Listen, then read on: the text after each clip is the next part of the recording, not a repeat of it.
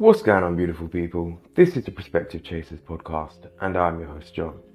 Coming up on this episode, I'm talking about the concept of we don't have time to dream, or we don't have time for so many things we want to do in life. But more realistically, it's often in our mindset. We all have the same 24 hours. So let's go break it down and see what we can get out of this.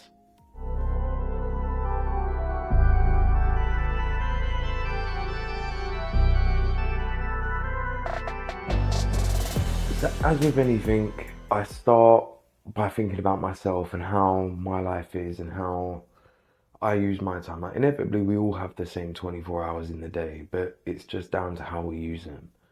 Like, we all have our varying responsibilities or our varying commitments that we have to keep, and that's always going to take up a portion of life. Then we've got to eat, sleep, take a little bit of time to ourselves and everything else. But then you kind of get caught up in this cycle and you feel like you have no time. Like, how many of us get stuck in that loop of just there's not enough time for anything? Even now, I'm fairly busy and fairly good at time management, but I still don't have time for all of the things I want to do. And it's not because there's not always enough time in the day, although sometimes that may be true. More often than not, it's because I haven't managed my time the best that I could because of one thing or another. For example, if you're overstressed at work, you may need more time to yourself or more time to decompress. Or if you've got loads of things you need to sort out in your personal life, that may take more time and stop you actually relaxing and switching off. So then when you do switch off, you need to switch off for longer. Like, there's so many ways in which different aspects of life can domino out and affect us. And time is one of those ones that is very susceptible to it. Like, 24 hours isn't a lot, and especially like if you're somebody that does gaming or if you're somebody that binge watches a lot of shows, even if you're somebody that reads a lot of books, those are all time consuming acts. So unless you have a kind of restraint on those actions and many actions of your life, like, see, the thing is here, I want to be careful of not getting into the fact of living your life by alarms, because I've done that too, and I kind of still do, where every time an alarm goes off, you know you've got to either stop what you're doing or start doing something new. And that takes so much of the fun out of life. So that to me is an overcorrection. Like, you can be too militant when it comes to your time. Like, you need some spontaneity in your life. You need some room for the unknown, because that's what makes life so interesting and so beautiful in that sense, because you never know what to expect from life. It will always give you a curveball that you didn't think was remotely possible, and that changes the whole game. So when you're thinking about your time, think about the restraints that you do put on yourself. Be conscious not to be overbearing on them. Like, if you are extra tired from work or whatever, acknowledge that and give yourself that extra space. But once you learn to manage your time, like, there's a concept called cookie theory. It's a diet concept where if you tell somebody that they can't have cookies, all they want is cookies. And they'll get to a point where they reach their threshold and they can't take it anymore, and they'll just absolutely binge on cookies. And that'll keep going for an extended period of time. However, if you say to somebody you can have as many cookies as you want, the first time they might eat their fill's worth. But after that, the craving tends to die off, because it's not something that's a negative, and it's not something that there is a restraint on, but it's something that they have a conscious effort not to go overboard with. So when you're doing that with your time, whether it be I'm conscious not to go overboard with how much I work, because then that takes me away from my friends and my family and my own interests, or I'm over conscious not to take too much time for friends, family, and my own interests, because that takes time away from me building my empire and doing my work. Like, there's always going to be this ebb and flow in life. There's always going to be that back and forth, and learning the boundaries of that back and forth is only going to allow you to live life better. Like, we all started this game without knowing the rules, and you kind of have to figure it out as you go along. And everybody has different rules. Depending on where you live in the world, literally the rules of the land are going to be different. Depending on the society that you're parts of, your societal rules are going to be different. Cultural rules are going to be different. There's so many aspects of life which add completely different variables and so many more possibilities that it really is impossible to play out all of them and know where they're going to go. So be conscious of experiencing each one of them, because each one of them is going to have their values. The value that you'll get from spending time with your family and friends is never going to be met at work. And the value that you get from working and building something and having building something that pays on to other people or other people enjoy or whatever else, that there's value in that you're not necessarily going to get from spending time with your friends and family. And that's okay. Like, not every, you don't have to get every resource from one source.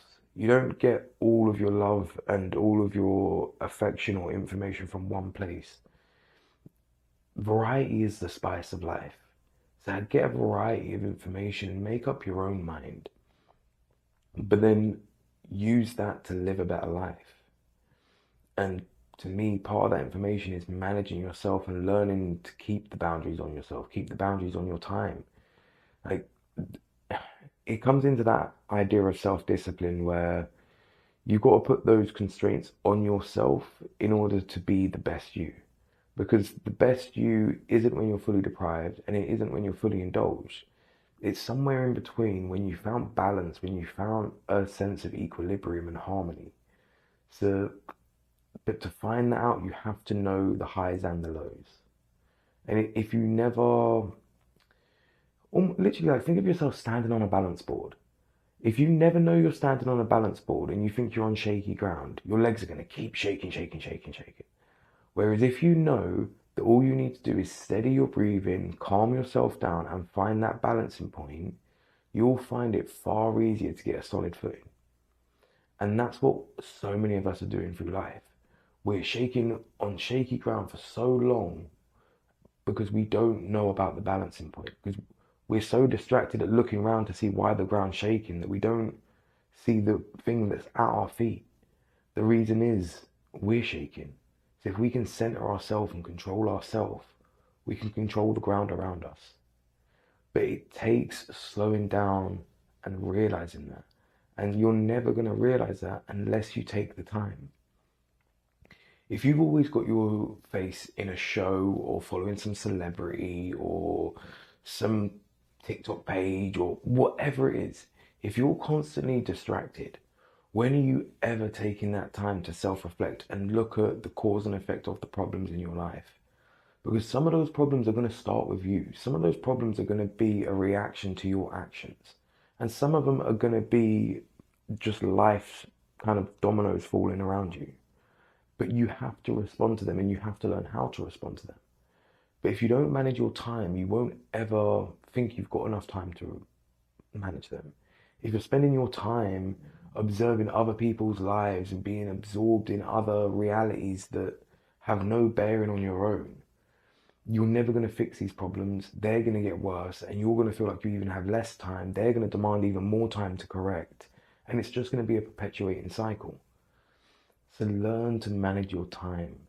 Take that minute and stop. It is going to feel overbearing. It is going to feel like there's too much going on. But you have to feel like that. You have to feel like the ground is uneasy for you to find the reason why it's uneasy. Once you steady your breathing, steady your footing, you'll find that reason. You'll find your balance. You'll find the way for you to keep equilibrium. And for everybody, it's going to be different. Everybody has a different balancing point in life. Some people are going to need more social interactions than others.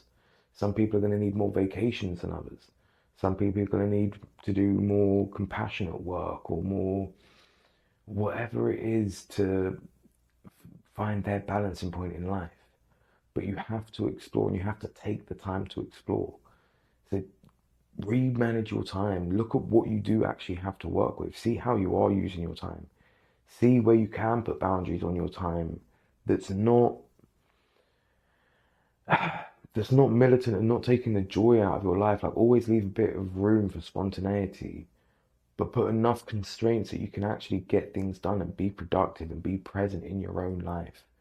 Like all of these people binge watching shows, like one show that's running 12 episodes at 45 minutes to 60 minutes in an episode, that's half a day of your life gone. How many of your problems could you have solved in that half a day? If you spent half a day working precisely on the problems that you're stressing about for most of your life, how much easier would life actually be? How much further through those problems would you get? But because we all have these distractions that can be offered to us, and again, I'm guilty of it. I'm not throwing stones. I've learned this through experience. These things take time to learn, and some of us learn them the hard way. And I'm stubborn, so I learn it the hard way. But now that I do manage my time better, I can see the kind of the use to it, but also the uselessness of it. Don't get me wrong, I'll still watch a show now and then when I need that time off, when I need to kind of recharge and just be John again. But it's not that overindulgence. I don't daily watch a show. I don't have any subscriptions in that sense. I don't watch TV. Like it, I for another kind of management sense, like I have to put in a lot of effort in order to procrastinate in that sense because I've taken down all of the things that made it easy. All of the subscriptions that you could just click on and oh, you got loads of programs or distractions or films. I took that away because I didn't need that. I needed to be present in life. And once I'd done that, I have nothing that was taking away my time. I had nothing that was, oh, this show's about to drop. Like, I really want to watch that. Okay, but in the time I'm watching that, I can get this, and this done. Like, the amount I could get done in 12 hours, opposed to laying in front of the screen and just watching nonsense. Like, in 12 hours, I could meet people, I could record a pod episode, I could do some editing, I could go to the gym, I could go for a swim, I could hit the spa, I could come back, I could go out for another meal, I could chill for a little bit. The, the amount I could actually get done in those 12 hours is ridiculous compared to sitting in front of a show that has no bearing on my own life and just beyond being entertained for a little bit or engrossed in some fake reality. Or even if it is somebody else's reality, it's not mine. So what's the point of being distracted by it and engrossed in it? And again, it's not to say you don't consume any content, but be aware of what you're consuming and be aware of how much time you're spending consuming it. Learn to utilize your time and use your time to better your life. Because it's your time, it's your experience. If you're not using it to the best of your ability and to your advantage, why are you using it? Like you're literally just wasting it away in front of the screen. And if that's how you want to live your life, fair play. But all I'm saying is there's another way. And if you're one of those people that are screaming, there's not enough time, but watching season after season of endless show or spending hours and hours gaming on a game that has no bearing on your life, you've got plenty of time to work with. You just need to shift how you prioritize it, shift how you look at it, and be more proactive with it. Like I said at the beginning of this, we all have the same 24 hours. So write them down and see how you use them. Because that's a bit of dietary advice from when I was a personal trainer that a lot of trainers give. Like keep a food diary. Keep a time diary. See what your diet of time is like. See how much time you spend sleeping, how much time you spend working, how much time you spend socializing, how much time you spend on your phone, how much time you spend procrastinating. Like find out how you use your time and trust me, you'll see where the problems lie. Like I said before, a lot of problem solving is just quantifying what the actual problem is. If you don't know that there's a problem or you don't acknowledge that there's a problem, you don't know that there's anything to solve, you don't know what you're solving. You first have to define the problem. So define where the problem is in your time. And by doing that, you have to have a way of visualizing it so you can see how you spend your time. Like how many people say they ain't got time to go to the gym? but yet they've got 2 hours to watch a show. Well, 2 hours to watch a show is a half an hour trip to the gym, an hour at the gym, and a half-hour trip back. That's plausible for most people to get a fair amount of exercise. Even if you don't go to the gym, go for a couple hours walk around the park or a little bit jogging or whatever it is. Like, you've got the time to watch the show, but yet you haven't got time to utilize another aspect of your life. That's because the show has the path of least resistance. It's a click away. That's their whole idea, is to make it as accessible as possible to keep you hooked, to keep your attention. Because your attention is valuable, your time is valuable. So give that value to yourself, put that value back into yourself, and you'll see life start to change for yourself. You'll see your ideas of time start to change, and how you use your time start to change. Again, at least I did. And I'm far happier now that I'm busy and I'm actually getting stuff done and I have my own stuff to talk about than talking about what happened on the latest show or the latest sports event or whatever else. Like, really, that has no interest to me anymore. But talking about life and where people come from and where they're going and how they perceive life, their life experiences, that fascinates me. Learning about history and how we've done things before, that fascinates me because it helps me develop my image of the world and my understanding of the world. And that helps me how I walk in the world, how I approach life, and how I treat people in the world, how I treat myself in the world. And again, that has bearing on my life. And that's how much of a domino time can have, just how you use your time. You think it's just watching a show or keeping up to date with the trends or what's going on in the news or this, that, or whatever else. But really and truly, it's dominoing out to all the way where it disconnects you from your life and how you're spending your time and what you're doing and how you feel in the moment and how you feel life is, the world is, and your idea and image of the world. It ends up being a kind of, what's the word? Like a collage of all of these different things that you've exposed yourself in life to. And those sources all have agendas. Whereas when you're experiencing life firsthand, your only agenda is to experience. So experience it for yourself. No matter what experience it is, it will never be more valuable than witnessing it firsthand. But I'm going to wrap the episode up there because I don't want to go in circles. The seed for this episode is going to be keep that time diary. Even if it's for a day, for 2 days, keep a log of how you spend your time. Again, be wary of it. Don't overdo it and start setting alarms for the minute that you've got to eat and this, that, and everything else.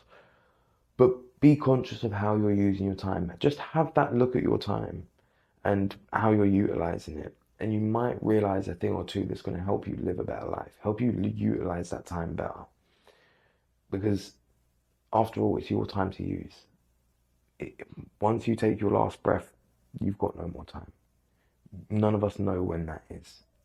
So utilize it as best you can, enjoy it as much as you can, and enjoy life, enjoy the world, and just try to be a good human. Like, I think if more of us were good humans, the world would be a good place, no?